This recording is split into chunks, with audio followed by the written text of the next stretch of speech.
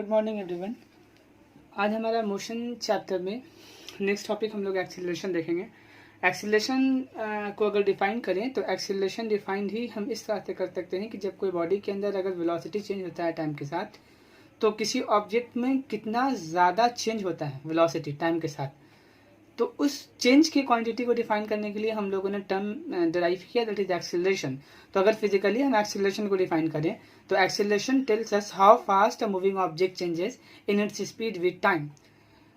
If we defined acceleration in terms of mathematical expression, then we can define acceleration as the rate of change of velocity of an object with time. So acceleration is change in velocity divided by time. If we have a denotation of acceleration, then change in physics can be denoted with the help of delta. So change in velocity delta v and time is delta t, or you can write only t. So acceleration is equal to delta v upon delta t. If we suppose in a given time interval t, if we have a time interval t, the velocity of a body changes from u to v.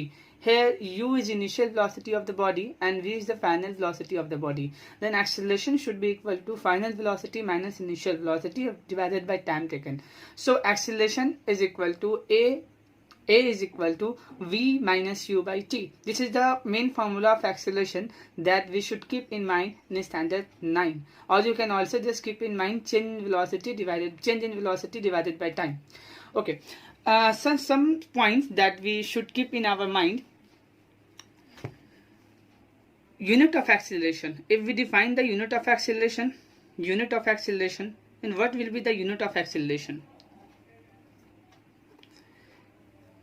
As acceleration a is equal to v minus u, this is the change of velocity. The unit of velocity is meter per second, so the change of velocity should also meter per second divided by time. Time is second, so the unit of acceleration is meter per second square. So we can write that the SI unit of acceleration is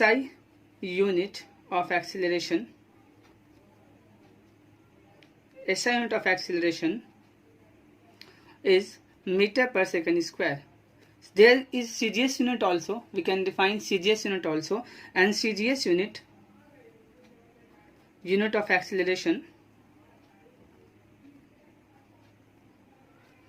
is centimeter per second square. If we talk about acceleration, it is defined as a rate of change of velocity upon time. Rate of change of velocity is what? The rate of change of velocity is a vector quantity. Velocity is a vector quantity and time is a scalar. Division of a vector quantity with a scalar is also a vector quantity. So we can write here that acceleration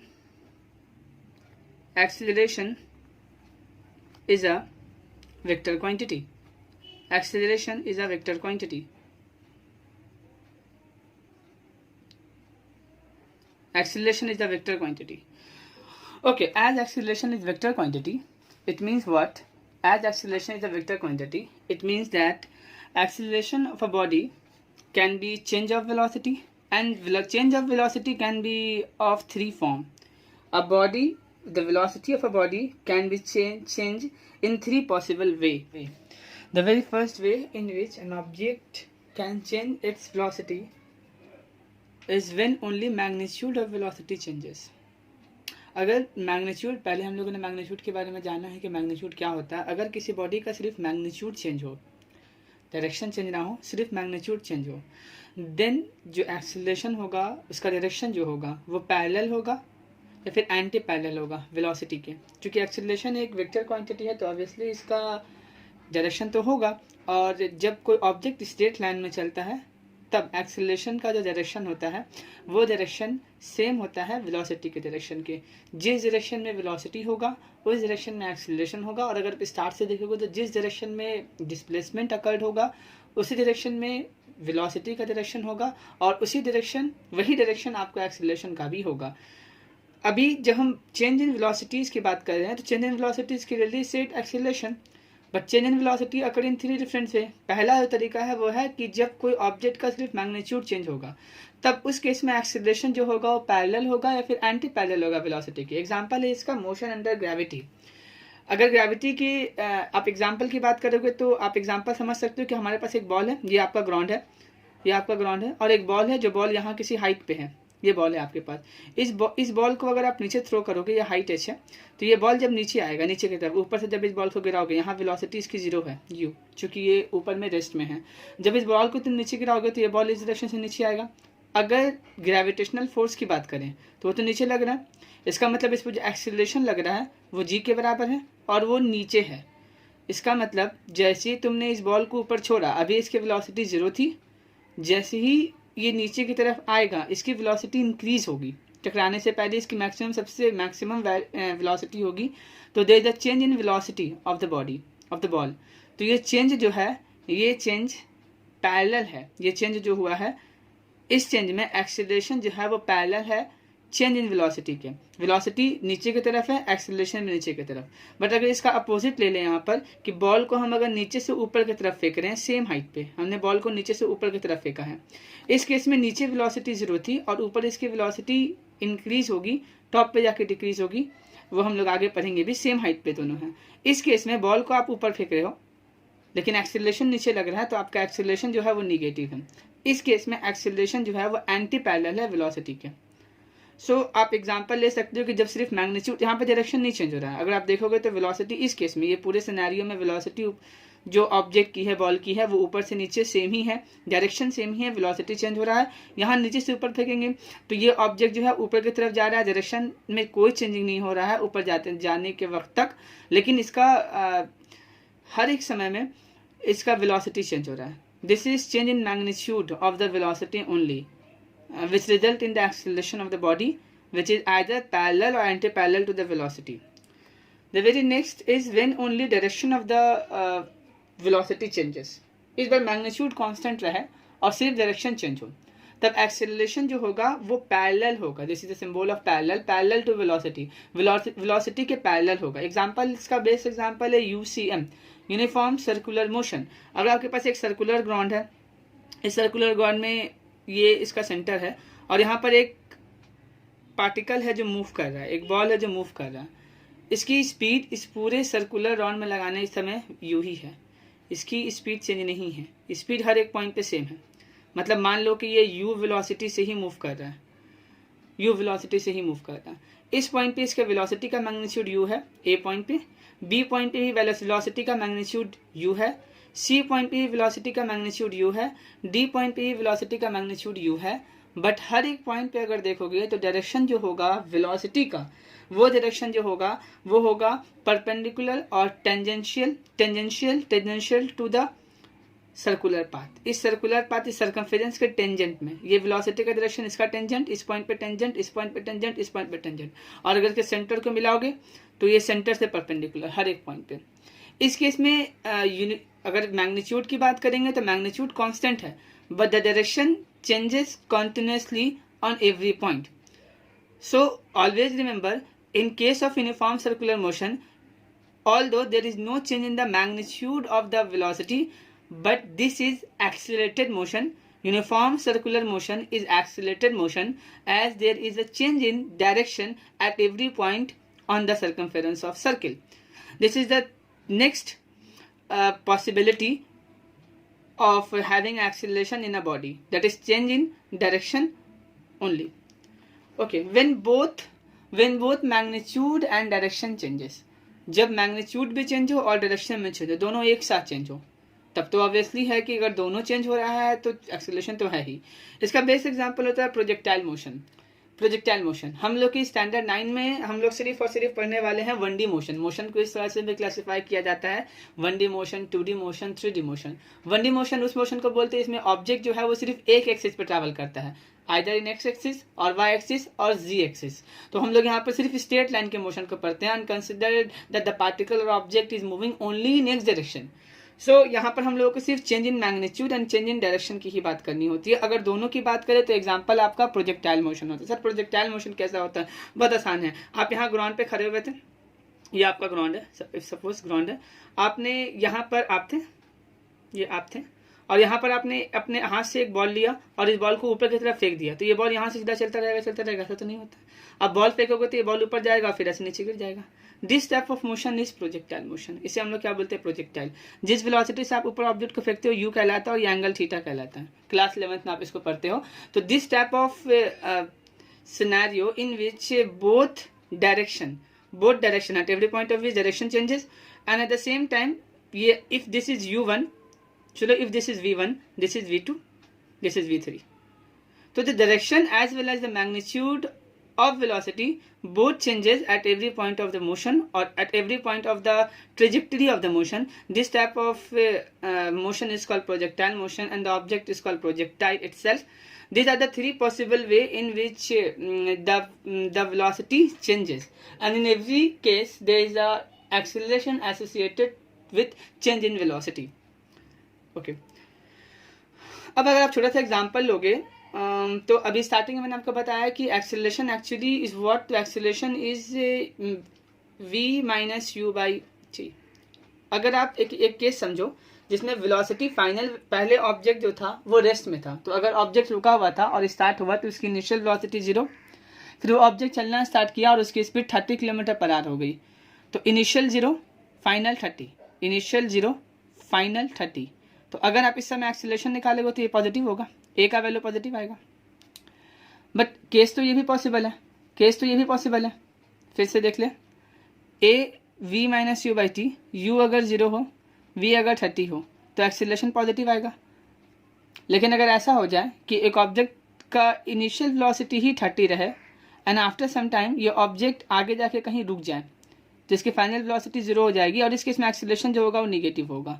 इसका मतलब acceleration तीनों possible है, positive भी हो सकता है, negative भी हो सकता है और 0 भी हो सकता है।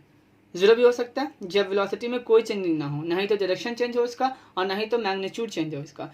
इट मीन्स दैट जब वेलोसिटी किसी बॉडी का इंक्रीज होता है, आप देखोगे यहाँ पर तो पहले वेलोसिटी 0 था, बाद में 30 हो गया, तो जब किसी ऑब्जेक्ट का वेलोसिटी इंक्रीज होता है विद टाइम तो वो एक्सीलरेशन पॉजिटिव एक्सीलरेशन कहलाता है।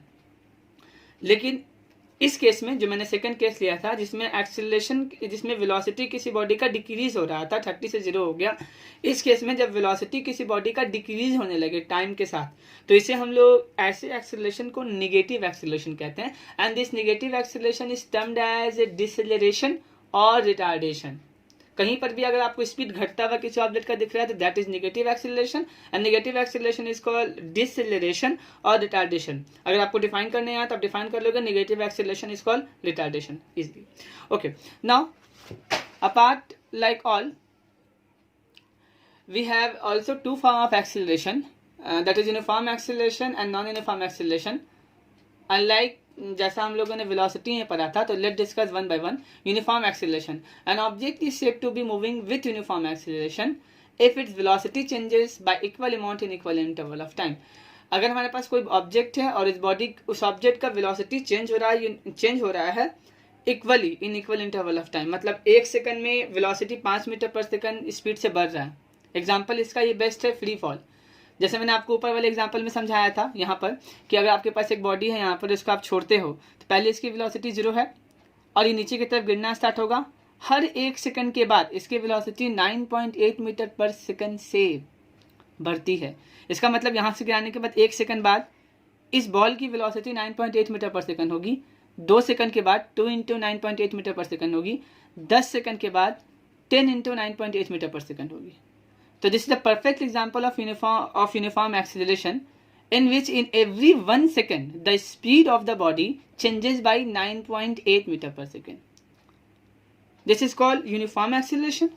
And if we are talking about non-uniform acceleration, then what is non-uniform acceleration? Simply, a body is said to be moving with non-uniform acceleration if its velocity changes by unequal amount in equal interval of time. Suppose करो कि 1 second में पहला जो change in velocity था वो 10 metre पर second था, फिर अगला जब 2 सेकंड हो गया तो चेंज जो हो गया वो 5 हो जाए, फिर अगले सेकंड में चेंज जो हो जाए वो 20 हो जाए। This type of change in which the velocity of the rate of change of velocity is unequal in equal interval of time, then it is called non-uniform acceleration. This is all about acceleration.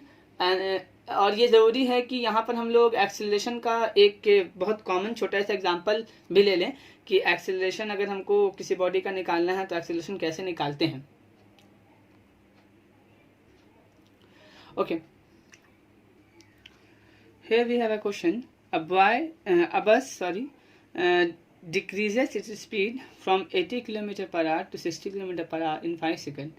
Find the acceleration of the body. एक बस है जो अपनी speed को 80 kilometre per our पहले थी उसकी, और बाद में उस स्पीड को 60 किलोमीटर पर आवर कर लेता, और इस स्पीड को घटाने में 5 सेकंड लगता है। तो एक्सीलरेशन फाइंड कीजिए।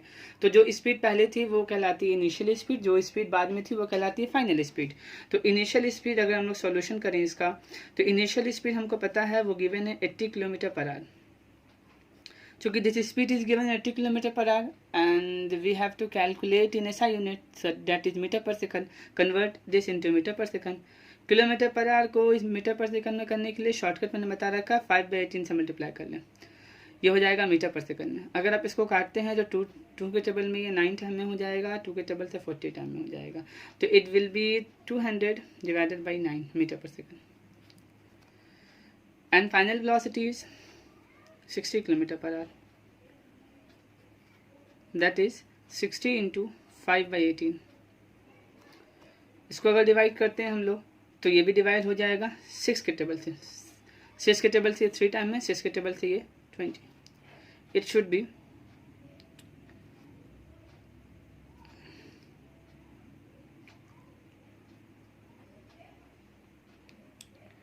10, इट शुड बी 50 मीटर पर सेकंड। टाइम हमको गिवन है, टाइम जो है वो 5 सेकंड है। So acceleration is equal to v minus u by t, that is v हमारे पास है 50/3। v हमारे पास कितना है 50/3, तो हियर 50/3 माइनस 200/9 डिवाइडेड बाई 5। अगर इसका एलसीएम लेते तो एलसीएम 9 हो जाएगा, और एलसीएम इसका देखेंगे आप ध्यान से, इसका एलसीएम 9 हो जाएगा। 9 3 3 9 होता है, ये 150 हो जाएगा अगर मल्टीप्लाई कर लेंगे तो, और ये 200 divided by 5। It should be -50 divided by 9 into 5, 10। So it is -10/9 meter per second square. This is the required answer, -10/5 meter square.